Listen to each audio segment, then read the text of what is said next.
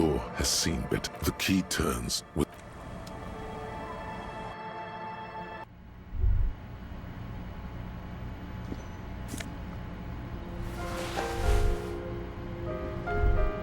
an old mirror hangs on the wall.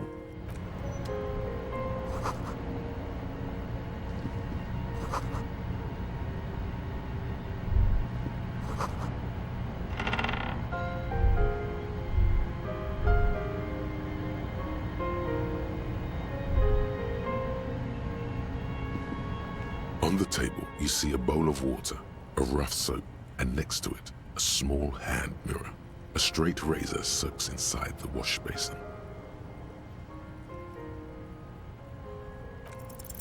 Your hand trembles as you scratch your cheek.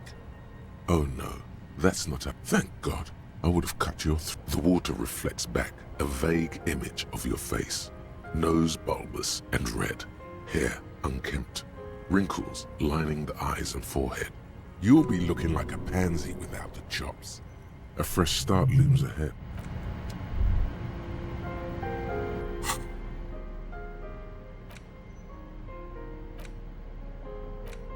You take the legal documents out of the envelope, a 12 to 40 month construction period and the zoning plan in the addendum.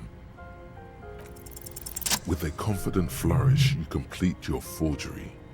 What do you see on the signature line? Indeed, they look distinctly different and very convincing. These might as well be their actual signatures, but they're not, and the document will be nullified if they dispute it. That means Everard will have to start over. All you need to do now is mail the signatures to Everard's accountant in La Delta.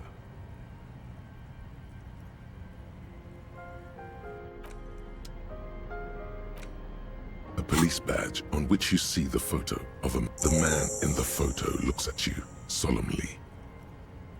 Encased between two durable plastic sheets is a bluish card with lines of information and a watermark in the shape of the street grid of Revachol West.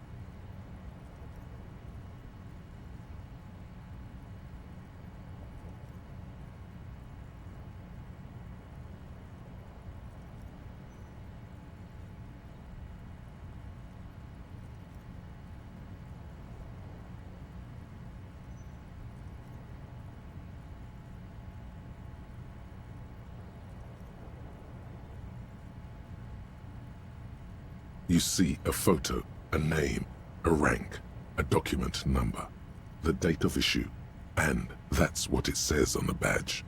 No more. You should look at the badge when Lieutenant Kitsuragi is around. He could help you make sense of all. The badge in your hand shines.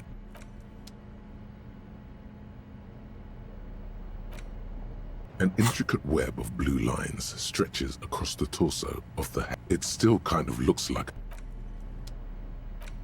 The porter reel is just what you needed. You press the large button marked Commencer, and the tape starts spinning. There's a small delay before the song starts playing. It sounds like someone's moving in the room, getting comfortable. Then the organ starts playing a simple, melancholic tune, echoing in the hallway. A lone singing voice joins in, telling you about the tiniest church in Cessons, surrounded by even tinier yard. You almost feel the seaside mist on your skin. It's mega sad.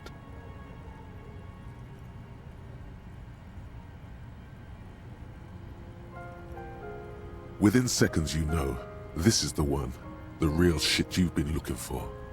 The one you trust your room to that Claudia told you about. Perform it. A click, then silence for a bit. Then the tape stops spinning.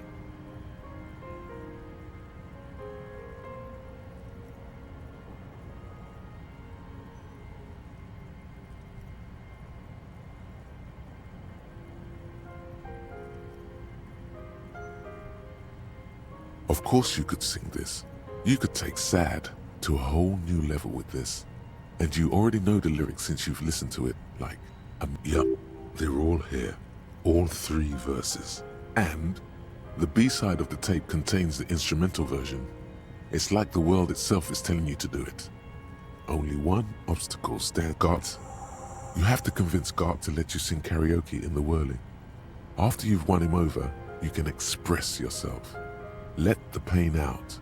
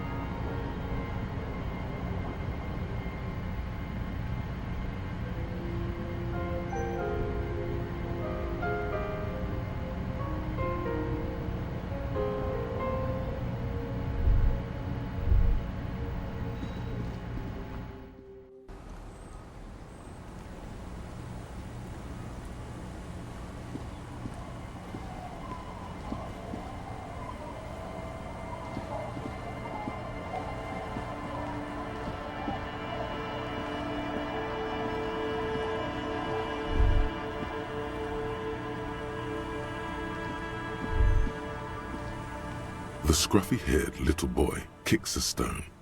He can't be more than 5 years. The other one looks indistinguishable from him. He watches his brother kick the stone with his tongue lolling. The kids don't reply, absorbed in their little game.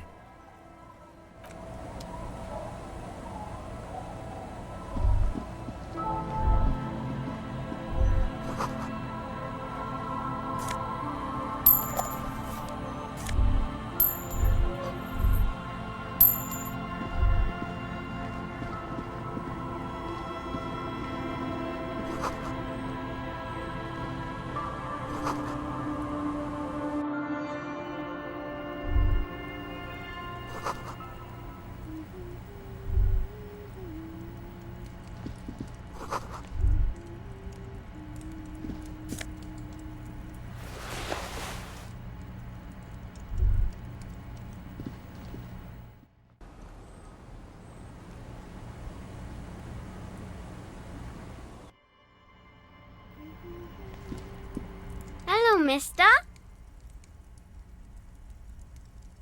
She clutches a small stuffed animal. Occasionally, she twirls it around. Yes. They don't want to play with me. They're older and play outside. They look the same. Sometimes Lammy tells them apart.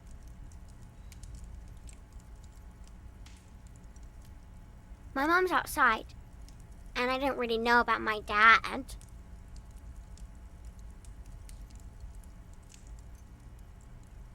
It's Lammy! He's my friend. Sort of. Like...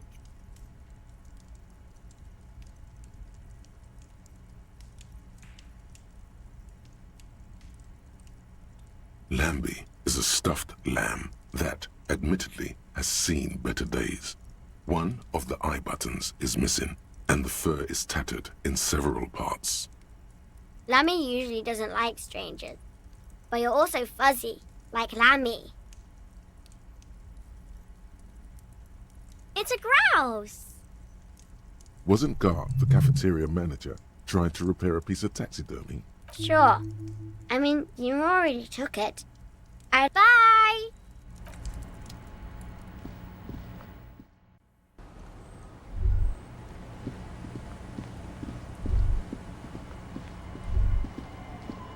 A drop in temperature, an easy flow of air, an empty street. Before you, a thoroughfare unjammed with lorries. No more drivers smoking on hitch steps. Just silence. Chemically sweetened. Across the road, a forgotten bus stop. Corrosion has opened a hole in its roof. An elm tree watches over the building. Its branches are dripping with rain and snow. The road is smooth and motley, craters filled with a black asphalt. The asphalt, first laid, is grey already. A row of tenements are under construction in the distance. A tub warm with water, white with soap. A man bathes while radio waves transmit the lottery numbers. 4, 18, 21, 4, 1. A modern washing machine rattles a drawer full of silverware. Number 312D. Young girls used to come here huddled up, hoping for more warmth than their thin coats give them. The bus took them to school. It has not run for 8 years. There were not enough girls to sustain its cost. Craters pocked the surface. Children played in them until heavy trucks full of black pitch rolled in. The landowners have filled the craters with money. It is a vital artery of the flow of trade.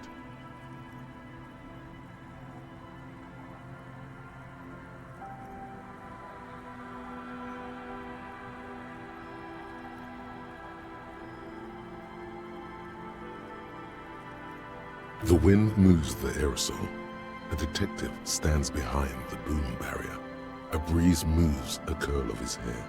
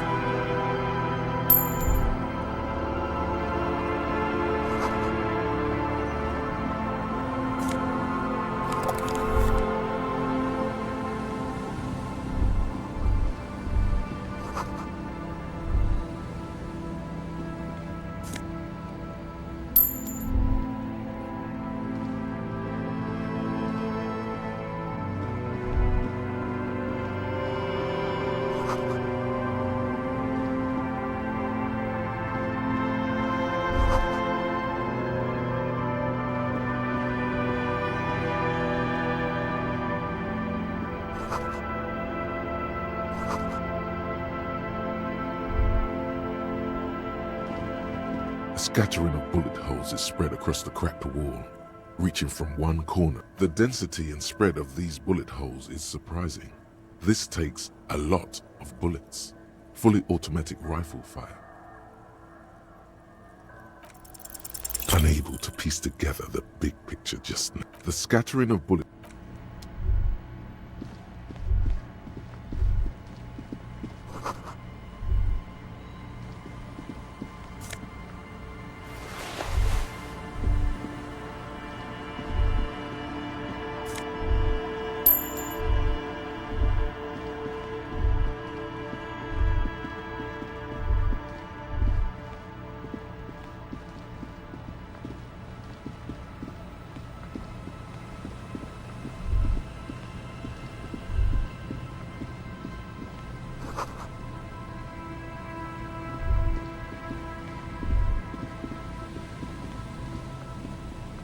go. Nice and easy. No way out. There's a cylinder on the ground in which the man is arranging some netting. It looks... Who's there? Oh, the police. Hello, officer. His self-conscious enthusiasm renders his movements ungainly. He looks like your understanding of a scientist. Is that the police? Why are the police here? Don't worry, Gary. I'll handle it. To what do I owe the pleasure?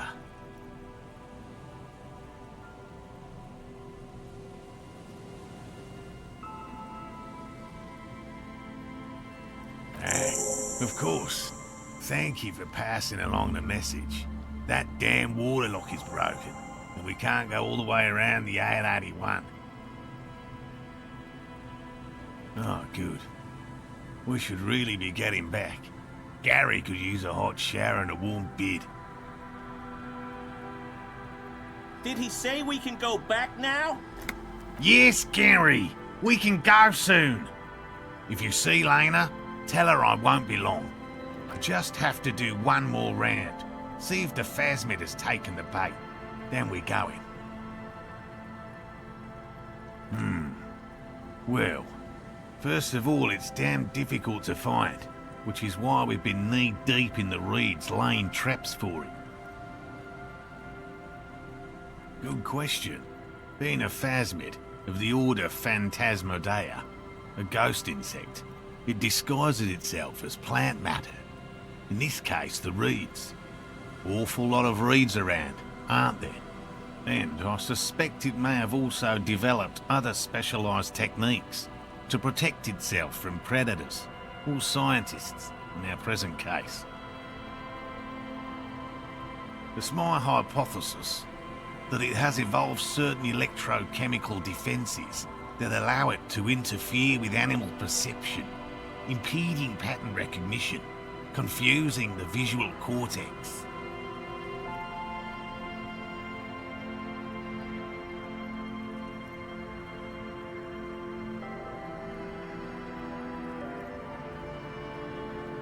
But I cannot describe how these defences work, much less how they evolve. But I'm expecting it to be quite giant. One known species of phasmid, called the Megaphasmodea zoensis, is about the size of a grown man's forearm. So, Seems puny, to be honest.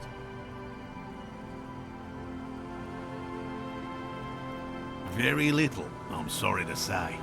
No one's ever captured a specimen, so all our information is based on first and third-hand accounts. Not yet. That's what makes it a cryptid. I know it's real. By which I mean, I've heard enough first-hand accounts to believe quite firmly that the Insulindian phasmid is more than mere superstition. Yes, the most recent sighting was by a couple of teenagers along the coast here. That's what brought us to Martinez specifically. It's the first credible sighting in several decades. Admittedly, it's an unusual location for this species, but with all the sewage runoff upstream, I have to resist the thought such an extraordinary creature is doubtlessly highly resilient. After all, it's generally thought to be capable of parthenogenesis. Yes, the females don't need males to reproduce. Makes it easier for a species to survive. Yes, the Insulindian phasmid is a very clever insect. That's why it's so damn difficult to catch. But as a scientist, I'll try my best to remain dispassionate. There's nothing dispassionate about the way he talks about the insect. Well, they may not look impressive, but Lena designed them quite cleverly, so I'm sure they'll do the trick.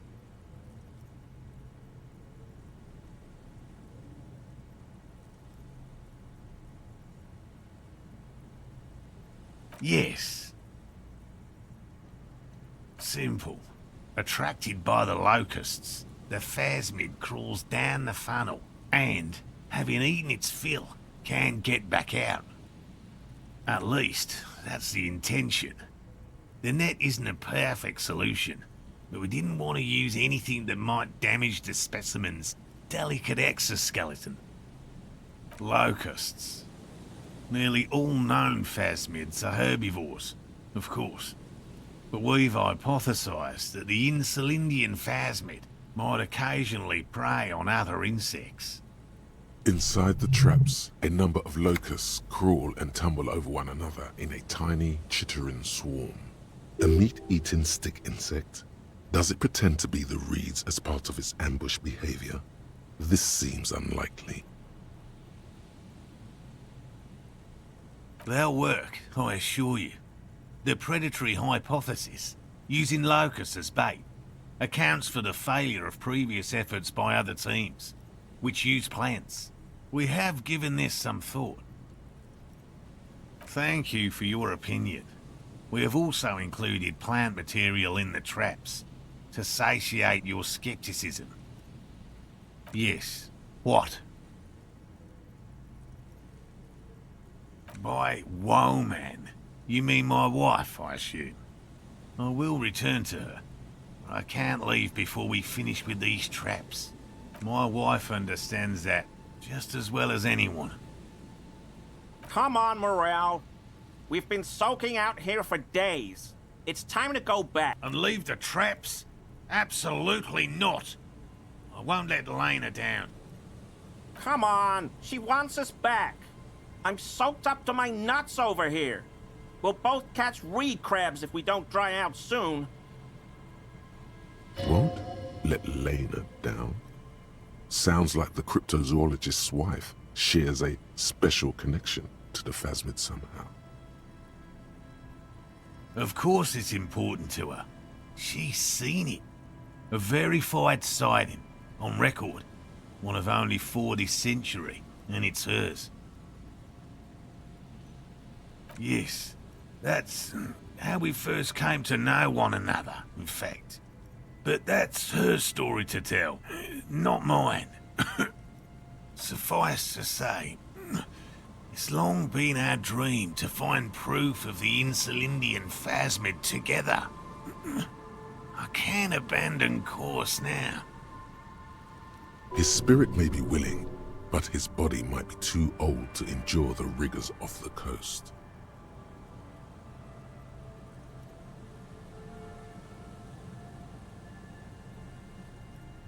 No. The traps need to be monitored on a regular schedule. What would we do if the phasmid were to starve while we were sitting... He's dead set on this. I didn't expect you to take such an interest in our work here, officer.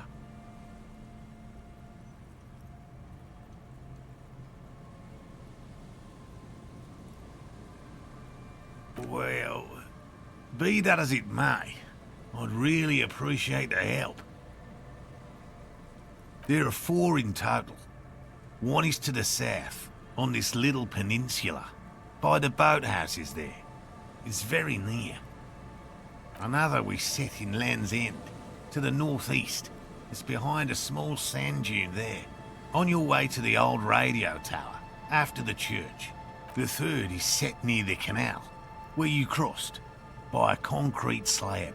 A big thicket of reeds going up the slope, and among them, you should check at least one of those before returning to this one, since I just said it. This one's more of a technicality, but still, better safe and stupid than sorry. Bring it to me at once. Just make sure the trap is closed tight. He's not comfortable with the possibility that you'll claim the find, but he's lying about this even to himself. That's highly unlikely, officer. But in the event you do, I'll spray you with a pheromone mixture I developed. It's made of musk and research chemicals. The pheromone should attract the insect to you, or at least prevent it from bolting at the sight of you. It's quite potent. Will last you about a week.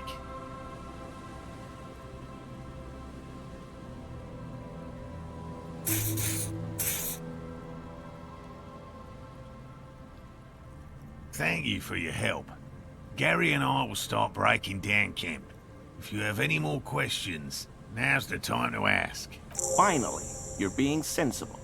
I'll start packing right now. If it's more cryptid-related business you want to discuss, you'll have time for that later too. But what if the information is vital? On the hunt.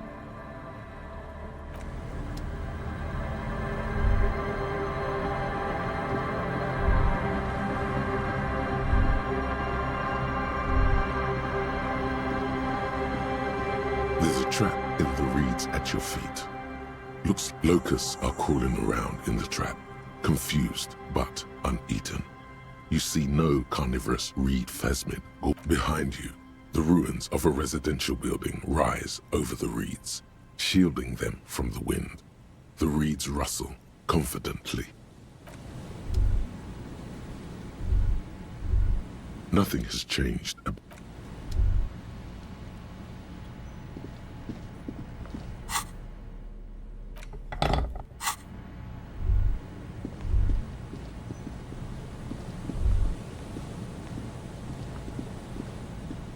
This is the trap. This trap is also full of panicked locusts. No sign of any cryptozoological. The reeds by the abandoned campsite hiss and shake. The later it gets, the colder. Remnants of the camp can still be seen in the sand.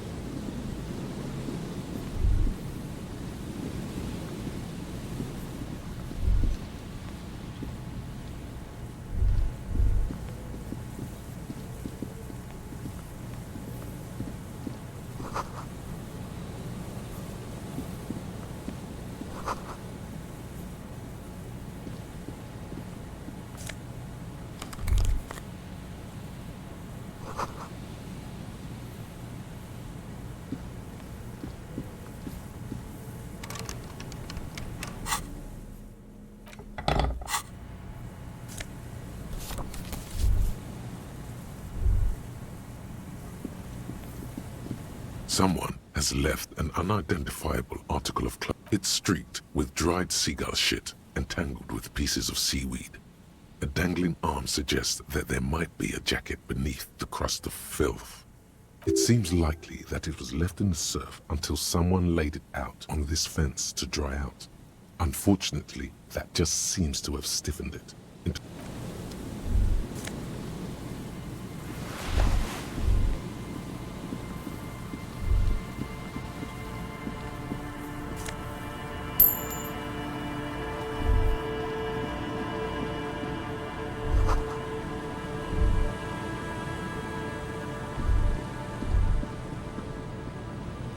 the smell.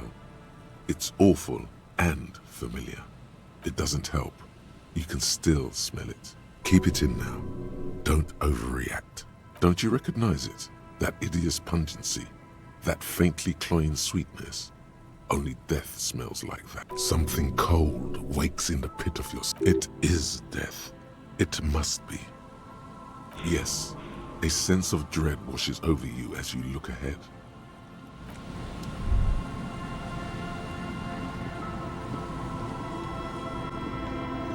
A man lies on the boardwalk, his limbs bent and neck turned at an unnatural angle. Right next to him is an empty bottle of spirits. In his cramped hand, a chewing gum wrapper. Half of his body has slipped between the cracked boardwalk, starting with the right leg. The fall has left him broken, contorted like a sad puppet. Another dead body. This is your job. Steel yourself. Calm now. Carefully. Just another day. Just another dead body. Breathe.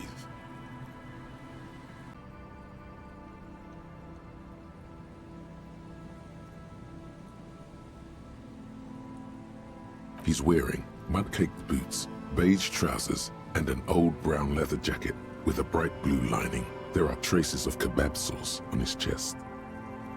The leather jacket suits him well. It must be custom made. A cool leather jacket with a bolt of blue?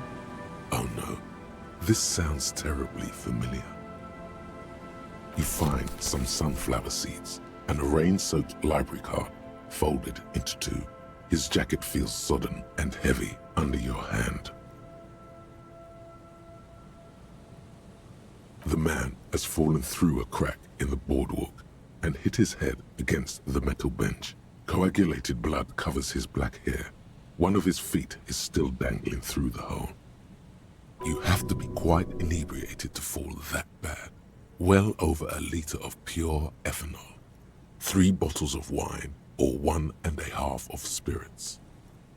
Or maybe it was just dark.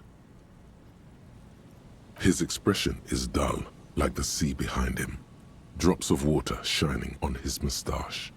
His eyes, empty and wide, look frightening in their frozen gaze. Height, 170 to 175 centimeters. Curly hair, stout build, age approximately 50 to 60 years. There's some dried blood on the metal bench, right where the corpse's head rests. The floorboards are rotten and slippery wet around the hole. An empty bottle lies nearby. A chewing gum wrapper is clutched in his fist. A dried chunk of blood covers the hair at the back of his head. An open wound. It's sticky and cold to your touch. This is what killed him. They screech under your feet ominously. It's hard to say whether the dead man's weight was the cause of the boardwalk to break. It definitely looks fragile. A .75 liter Tallulah vodka with its cap missing. There's hardly anything left inside. It's mid-market spirits with a slight touch of menthol. The man meant to enjoy himself, have a good time. Grabowski spearmint chewing gum. Green leaves on the cover. The man's mouth is half agape from the terror of the fall. The blackness of death. Stench. You think you see white chewing gum too. The entire boardwalk creaks in the wind as you take a step back. First, you need to talk with the lieutenant, then report back to the station. This is too complicated to handle on your own.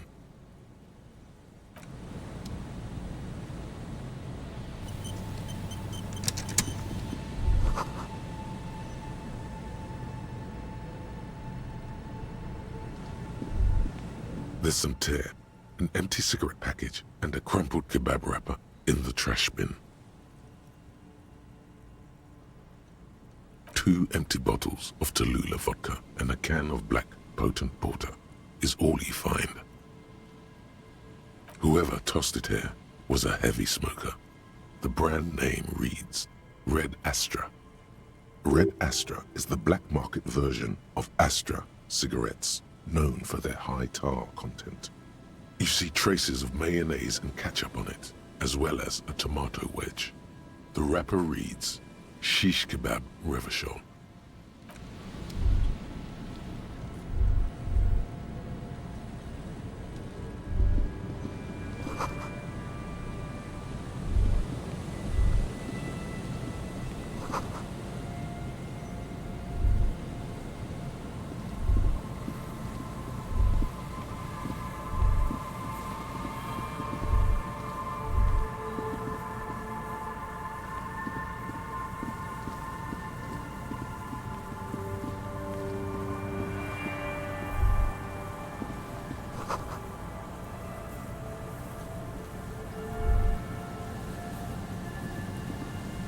A metal payphone under a yellow...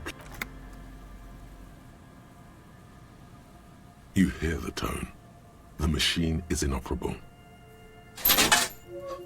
Calling.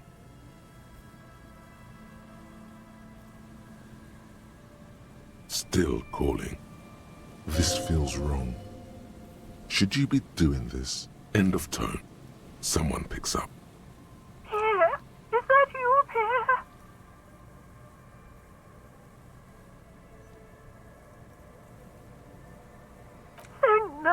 you to find the time to call me. It gets so lonely. Even the animals have died. Are you sure you're here? Your voice, it's... Her voice is drowned in white noise. Sounds like waves washing a beach, growing in volume until the call suddenly disconnects. Calling. Still calling. Again? Seriously? Someone with a masculine voice picks up. Hello, Gerard speaking. Hello, Gerard. Technically speaking, you're... No, what you are is a surprise. Get his wife on the phone. Who is this? Who the fuck do you think you are talking to me like that?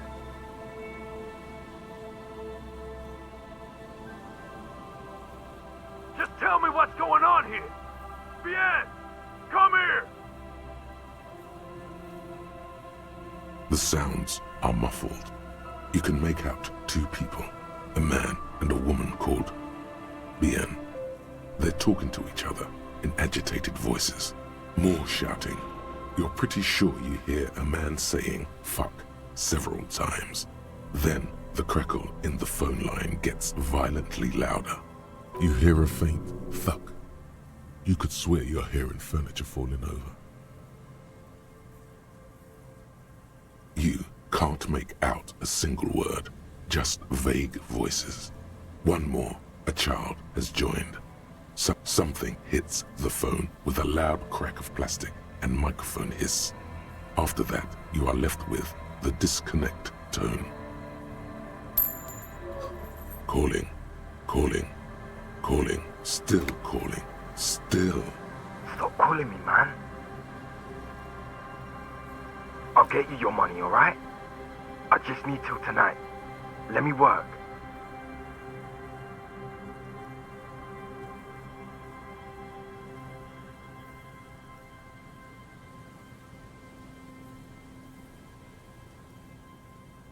The phone gets hanged up fast as lightning.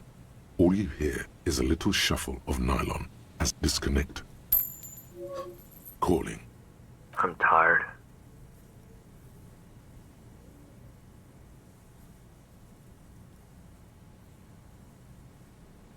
There is nothing. The man disappears with a sigh.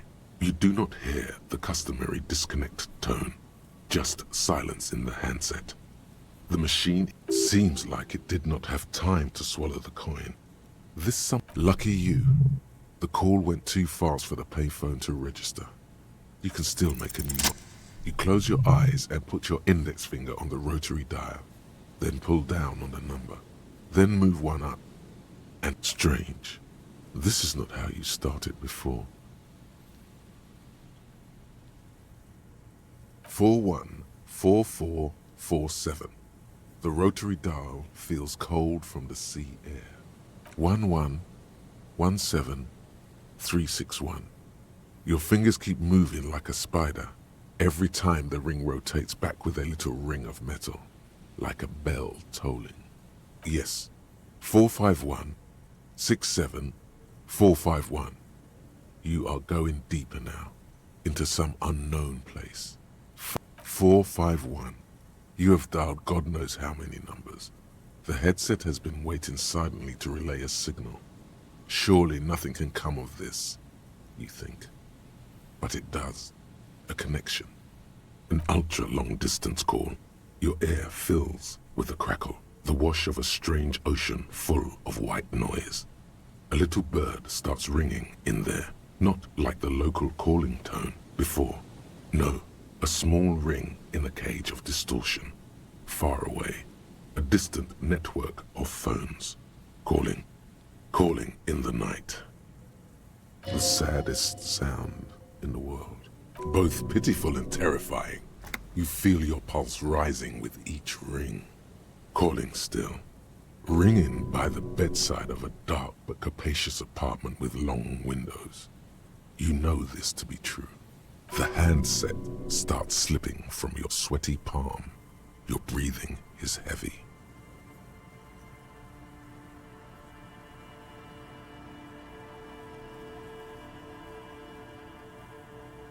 calling, calling, calling, calling, calling still. Then the ocean breaks. Out of the depths, a woman's voice emerges, small, the dearest thing you've ever heard. Hello?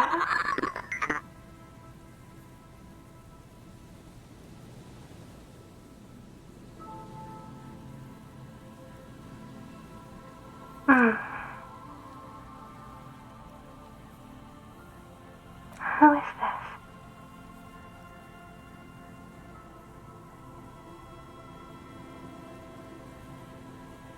Dora, who is this? The connection is bad. No. It's you, isn't it? It's you.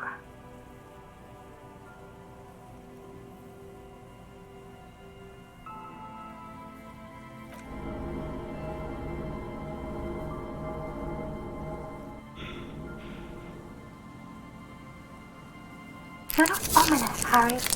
You're drunk. You only have 2, maybe 3 things left to say before the change runs out.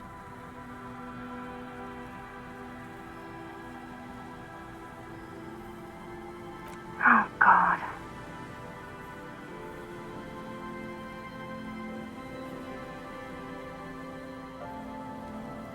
Do you know what time it is? It's so late here. It's 4 o'clock, Harry. I need to wake up in 2 hours.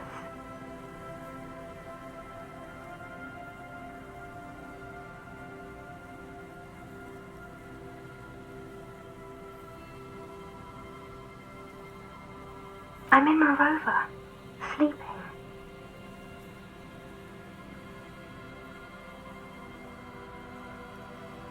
What do you want to talk about that we haven't talked about already? This is bad. You feel your right hand on the handset cramping up with pain.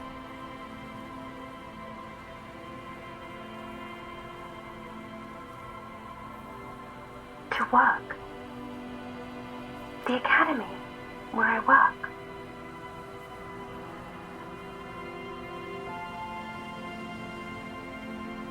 No response, only a sigh. The connection crackles like burning paper. Oh no, please stop. Please, let's just hang up. She does not answer anymore.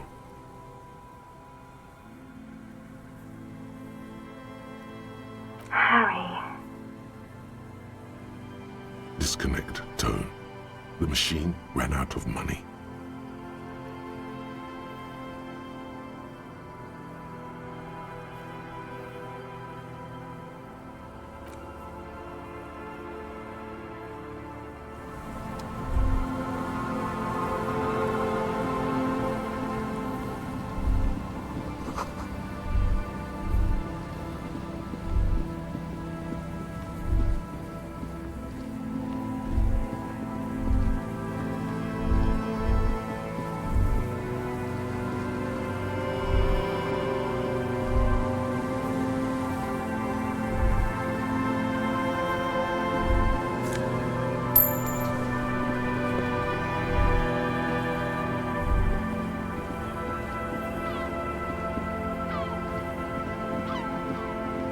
This trap's not too hard to spot. Nothing but locusts in this trap as well.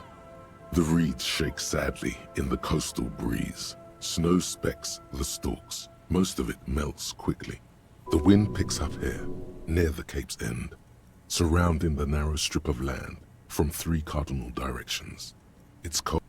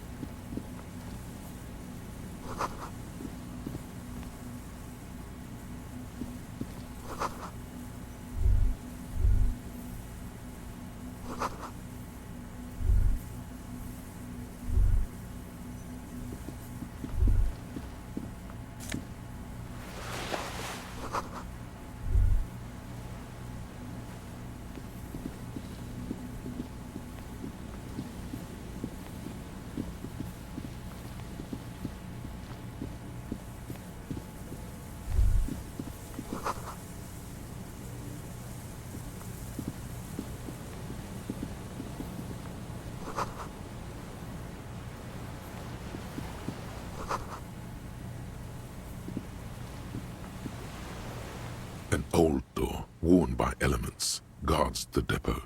The wind has blown a sand dune in front of it. The door hasn't been opened in a long while. You see a handle. The concrete structure looks military in origin, over half a century old at least, but sturdily built. You rattle the handle a bit, then push on the door with all your weight. You can't. This door cannot be opened. Ever. At least you can think about opening it, about doors in general. They are, after all, fundamental to your life.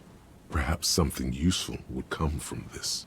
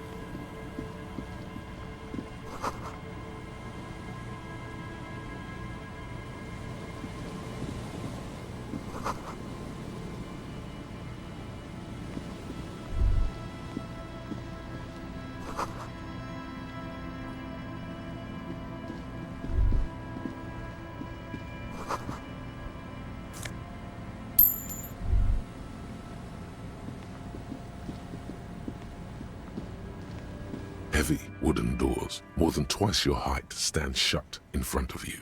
Nothing happens, only the sound of the padlock rattling against the door. The carving on the door is block-like and angular, like the church itself. Two large beams shoot downwards, sinking into the wood before they reach. The surface is smooth from the wind, but moist to the touch. This cheap-looking padlock is sturdily built. It shackles together a hasp and a staple screwed into the wooden door. You see a yellow circle with two X's and a big curve below them that looks like a mouth. You're pretty sure you haven't seen it before, but what the symbol depicts is clear enough. A smiling dead guy. The curve makes it smile, and the X's make it dead. There is something blindingly modern about this symbol. It's the contrast between the cheery, chemical yellow and the rigor mortis. As if the cheery guy didn't know he was dead, or the dead guy didn't care that he was. Either way, you get the sense the forces of future are at work here. This cheap-looking padlock is sturdily built. It shackles together a hasp and a staple screwed into the wooden door. The padlock passes through a staple that's been hastily attached to the wood. Closer inspection reveals that one of the screws is not a screw at all, but a nail. The work has been done recently, and should you want to get through, it might be easier to just pry the whole thing off.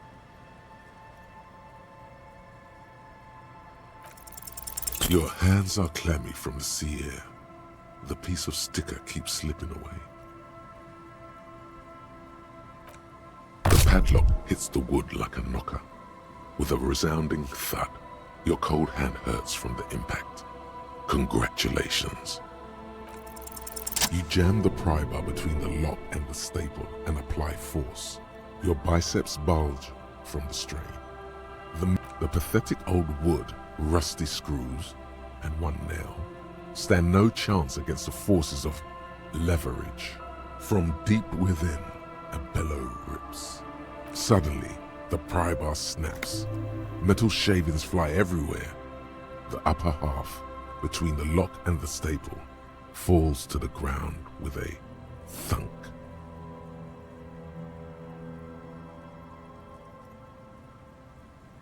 Your muscles do not know. This shouldn't happen. You're sure the wood looked weak? The broken edge of the snapped pry bar is smooth. Took the tip right off.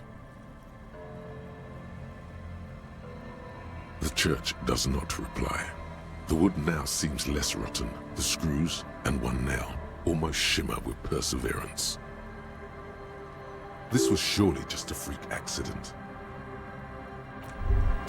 Bent metal, broken glass. Your path lies strewn with the broken forms of everyday objects. You are the destroyer, the bane of inanimate matter.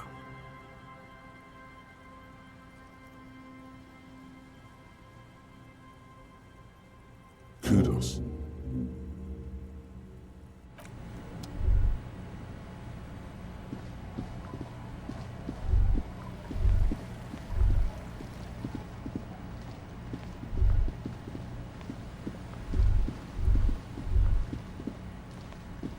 You see that seagull up there? Remind you of anybody? What? Kim? No, it's you. You and the seagull are just alike. Think about the seagull's story. It's one of endurance and adaptation. The seaside was paradise once. They were birds of that paradise.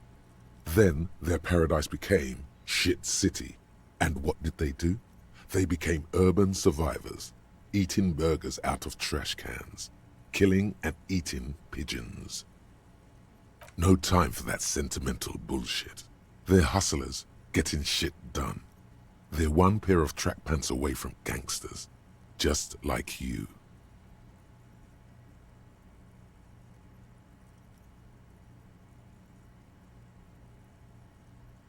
Own it. Steal hot dogs, shit in the sand, whatever it takes to keep going.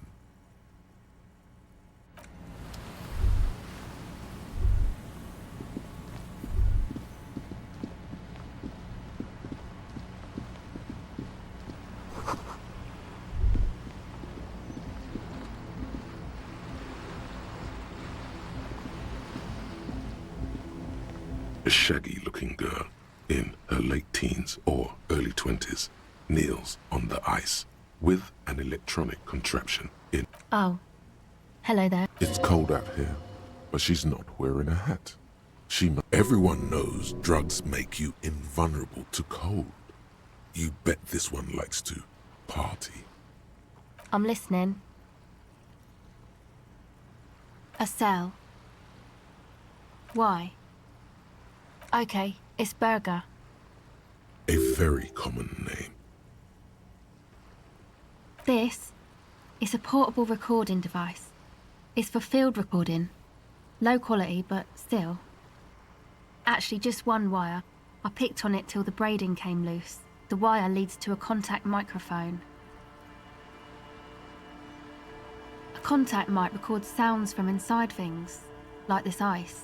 Your mangled brain would like you to know there is a boxer called Contact Mike.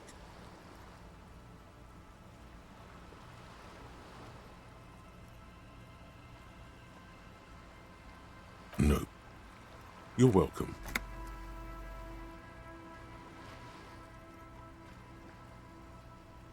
The mic? I don't exactly know. Somehow it doesn't pick up vibrations from the air. The book said it only picks up structure-borne sound, if you like technobabble.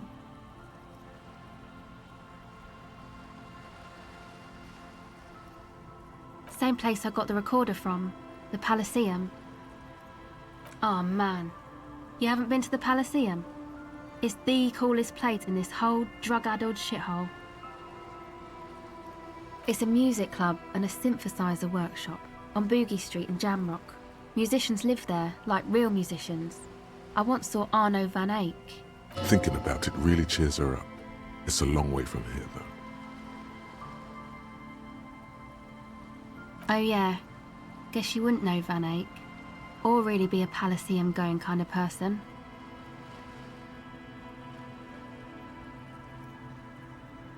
I don't know what that means. I don't know what that means either.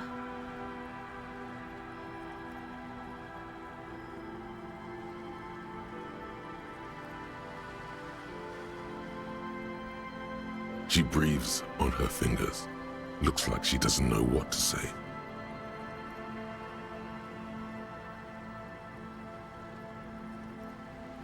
Sucks, man. Was there something else? About the contact mic, perhaps?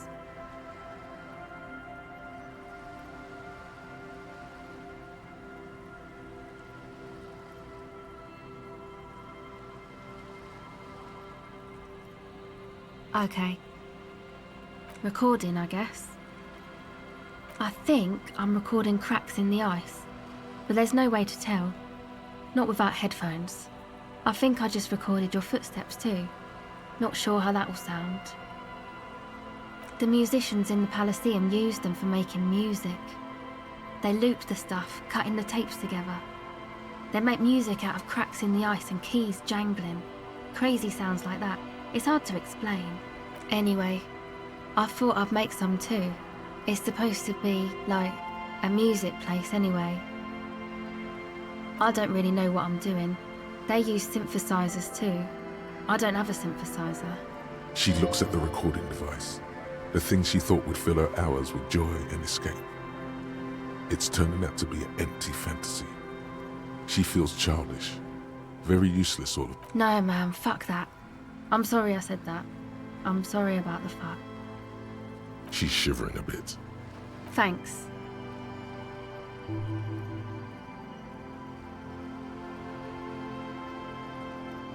Go ahead.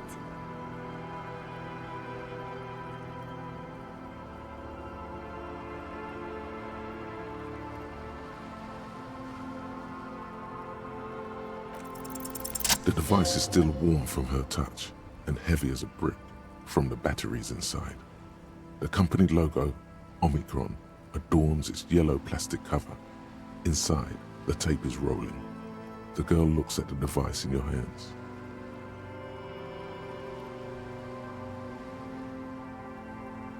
Nothing to emote over. You put the device back on the ice.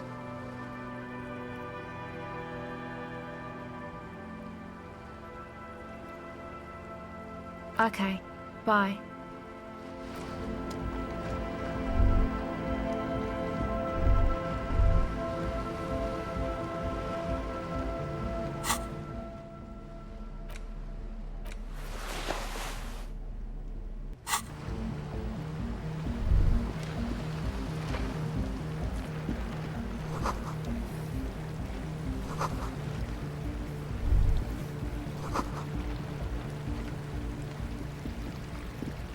The pain of Eternite has barely holding it up. The pain falls into the icy snow with a soft thunk.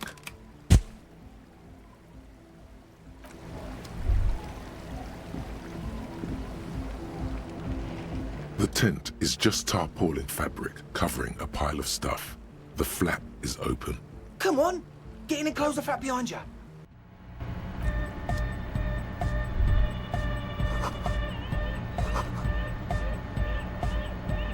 Go speak to Andre. I'm just annoyed. I suck at socialising, man. If you go speak to Andre, I'll have time to tune in, get a reading on your sign. See? It's already going wrong. Sign is off. Scared, angry. It's hard to say which this man is. He's just scared. You see a youngish man bleaching the tips of his hair with a toothbrush. He puts the toothbrush down and... Hello, I'm Andre. It's a pleasure to meet you.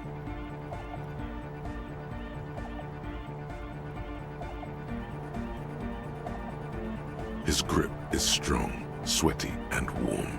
This is my posse, Noid. The young man with earrings looks at you suspiciously. And Egghead. Egg! Together with a Settle Burger, who's out there right now, doing some seriously progressive sonic experimentation, we like to think of ourselves as music venue organisers. We have many in the pipeline, officer. You see, we've been all over Jamrock North, prospecting for real estate to establish a new venue in. Also for talent. Yeah, thank you, Egghead. And while there is no shortage of raw, unfettered talent spinning tapes in Jamrock, we've had rotten luck with the real estate part. Place is a shithole. I apologise for my friend Noid's potty mouth. I realise this is not how you speak to a police officer. He has authority issues. Which brings me to the problem of occupied ecclesiastical property. I'm talking about the church. And I'm not exaggerating. Even a place of spiritual refuge can become a magnet for all sorts of dopeheads and burnouts if left unattended. Dopeheads! Burnouts! Well, I'm sad to say, that's exactly what happened. Sad because we were just about to put Martinez on the map with one of the maddest dance clubs in Jamrock. Nah. Strike that! The word! And sadder yet, because the dopeheads and burnouts holed up in there were the worst kind. He leans back a little, watching you with a steady, serious gaze, letting you imagine just how bad those dopeheads. Good. This calls for an opinion. You're an expert in those. The spooky kind. I was hoping you would be the judge of that, officer. All I can say is, their spookiness is the kind that keeps us from restoring this church into a community centre. Also, they don't eat or clean the building. Shit's gonna collapse. People just wanna spin tapes without them spooking it up. Place has bad signs. No one can dance like that. Thank you, Egghead. So you're gonna look into it, right? It should be a police matter. Getting them out. Whatever spooky stuff they're doing, I'm sure it's not what the Ecclesiastes meant their property for. All right, man. Andre's obviously very happy you took him seriously. The whole... Yes. I asked Noid to install a measure against more drifters wandering in. It's a temporary fix, just something to contain the situation. I had to do it in an hurry. Not my best work, but it should hold for a while. Of course. Noid, give the officer the key. All right.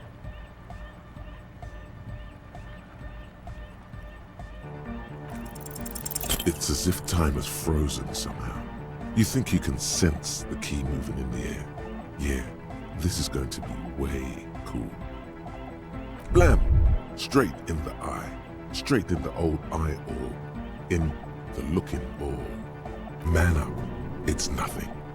Pick the goddamn key up. Put it in your pocket and move on. Man, I'm super sorry. That was totally my bad. I got overexcited. Threw him too hard. I'm sorry. He looks like he's genuinely sorry. He didn't throw them better. I really am sorry, man. Just take this, okay? Wow, looks like there's quite a lot there. I hope that settles it. Or wait. The key? He is shifting in his spot, uncomfortably, still feeling sorry. We were talking about the padlock, I think.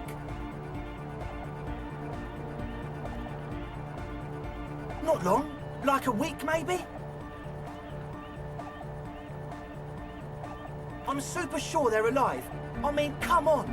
I'm at least 90%, maybe 85% sure they're still alive. Somewhere in the ruinous past that led you here, there was something called exams. You may have learned the term involuntary manslaughter there. Yes, I do. I listen to Channel 8 all the time. I know about crime stuff, and I assure you, officer, this is not what's happening here. I'm at least 80% sure they're alive. I mean, come on. Most people aren't ever that alive in their entire lives. You're right. It is nonsense. Total garbage. I knew you'd see through it. You're one smart cop. He nods attentively. Sure, man. Tell us what you want to know. Let's do it. As always...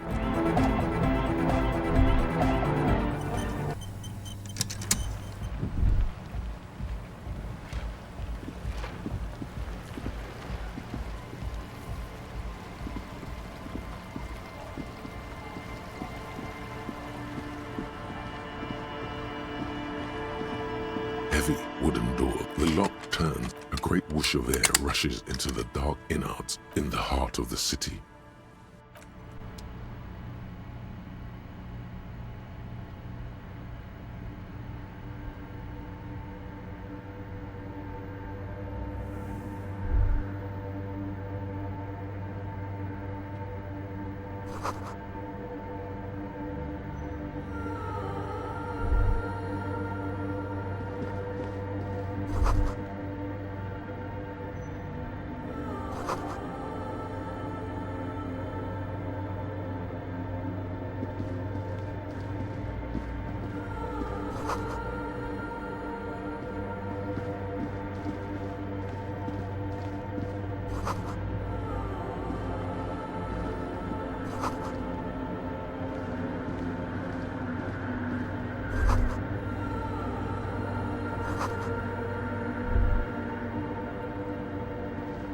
In white, silver, and apricot faience, the young mother of humanism stands above you. A crack runs across her body. She is impossibly tall, oval-faced and sad. But this is her innocence, Dolores Day. Cradled in her arms are a pair of glowing lungs, clearly visible from underneath her flowing dress. You should kneel.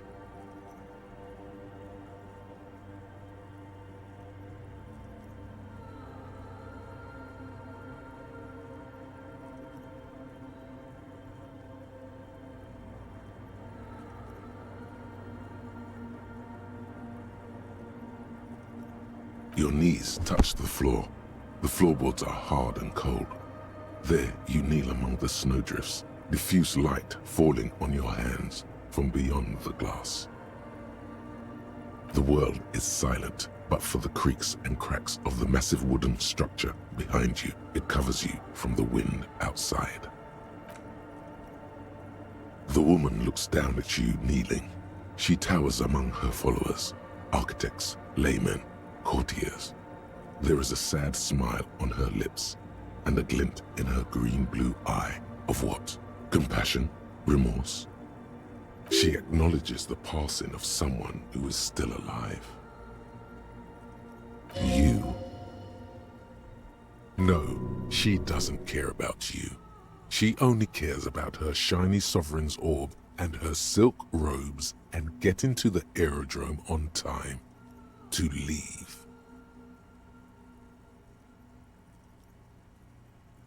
As that lonely word passes through your mind, you rise into the apricot-colored light of the window. The woman keeps smiling her distant smile above you, sundered by the crack in the glass. Despite the damage you've done to yourself, the title appears lodged in your hippocampus. This is her innocence, Dolores Day. The innocence of humanism, internationalism, and the welfare state. Perhaps the most famous human being ever to have lived. No amount of Commodore Red can wipe her sad smile from your brain thing. It has survived the deluge and haunts you still, and will haunt you forever as it haunts all men. Terrifying is a term too emotionally charged for your semantic memory, or what remains of it.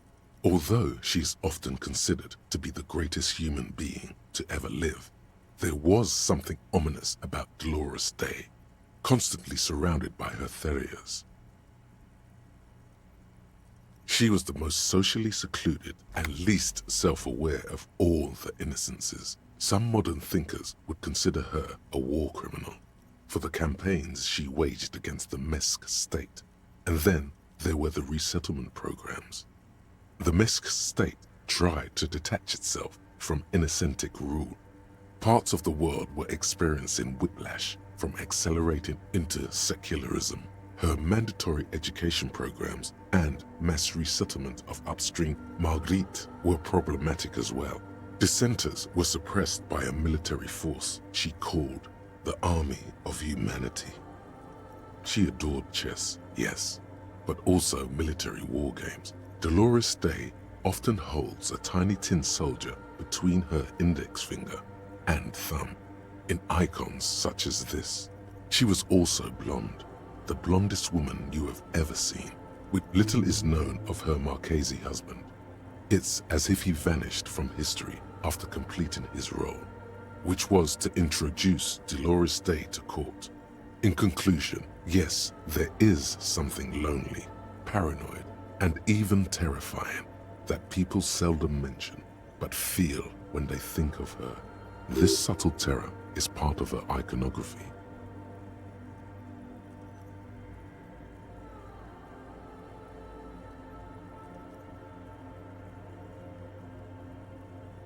The highest category of historic individual, an embodiment of the world spirit.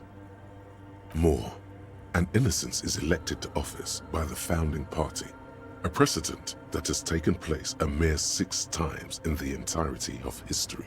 The legal system of the Real Belt is built to accommodate an authentic rule should it coincide with our time. An innocence is infallible. The decisions made by one are not decisions. They are inevitabilities. What would have happened anyway? Only accelerated, packed into decades instead of centuries. An innocence is a continuous, compressed event, a sacred human being. It is an honor and a glory to live when one is in office. No, we are alone.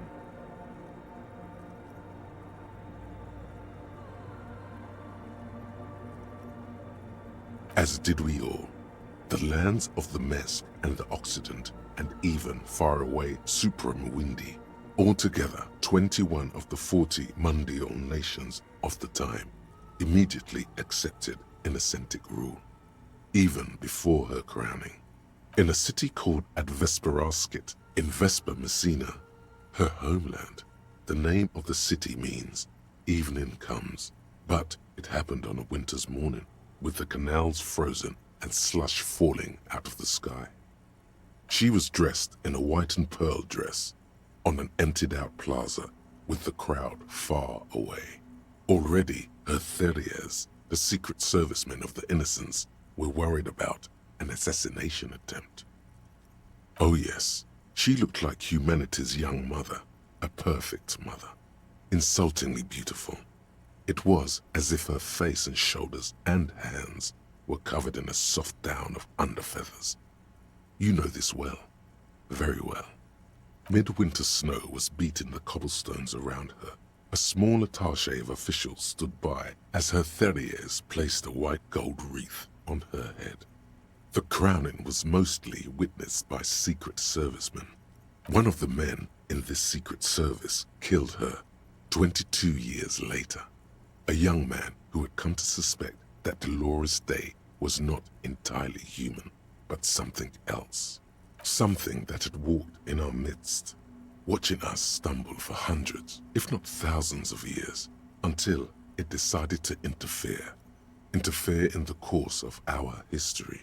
We were supposed to come up with this ourselves. The man was reported to have screamed at Dolores Day was shot in the chest with a fowling piece 8 times. The man, thought to be insane, said he once touched her and her body had been unnaturally warm, like a furnace, and that sometimes, while on duty, he observed her forgetting to breathe for over 10 minutes. This inhuman quality was witnessed by many others as well, glowing lungs and all. It is commonly attributed to mass hysteria and religious psychology. Many things, you know she was a woman of the court, the wife of an influential Marchese, and eventually the principal advisor to Irene la Navigateur, Queen of Suresnes, modern-day Sir La Clé. Also that she was gorgeous beyond beauty. Terribly, women of the court were expected to play both contract bridge and chess sufficiently well to prove an interesting challenge to a man. A simple grasp in matters of philosophy, theology, and science was encouraged. She was, by all means, a kept woman. She made the most of her position in the antediluvian court, a court visited by the most prominent thinkers and artists of the day. In secret, she was becoming the era's preeminent philosopher of the state, a scalpel, a piercing gaze. She was an almost preternaturally magnetic and intelligent individual.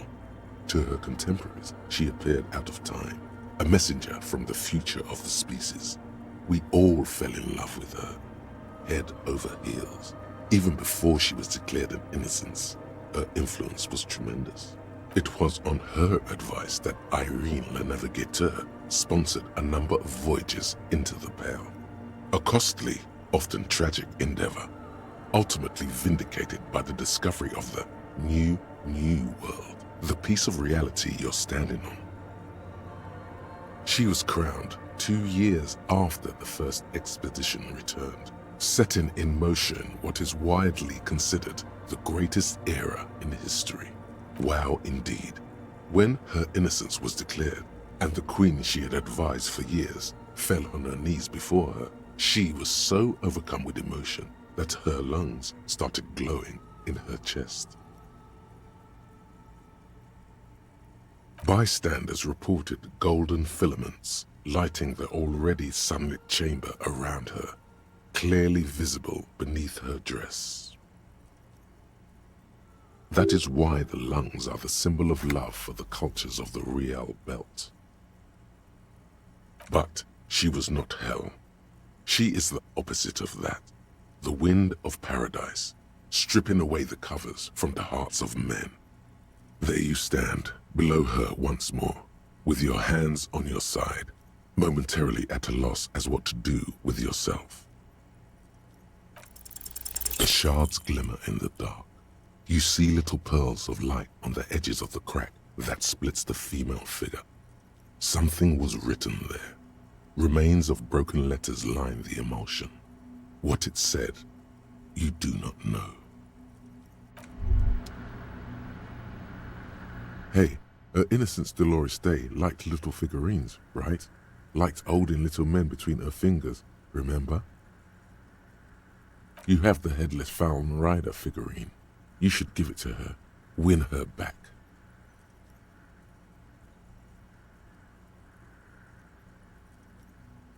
So very, very, very nifty. Nifty and mysterious. This is surely what the figurines are for.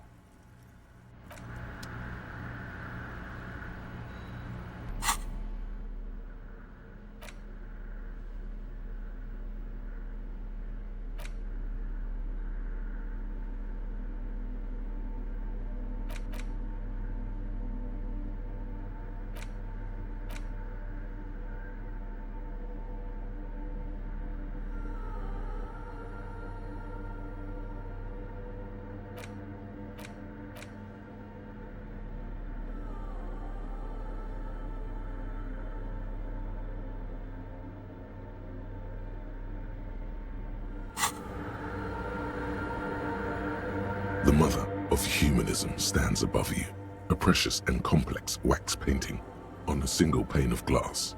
A crack runs across the length of her body, her face oval and